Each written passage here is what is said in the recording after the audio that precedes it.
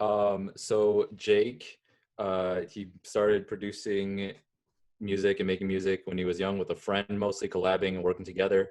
Um, like made a bunch of music, and then when he was like 15, or he started doing music full time and wanted to get his GED instead and went that route. Also had a job as an electrician or some electrical work, and he reached out to a bunch of different labels and stuff to try to work with them because he was making much music. A lot of them reached back out saying, we like your music, but you're just too young, so like work on it, put together a demo, and stay patient. And then he lost a bunch of his tracks. I think it was 1,500 tracks or projects, 1,500. files, or just a bunch of work, which kind of um, took his motivation away for a few years, for 4 years, and then now he's kind of getting back into it, making music.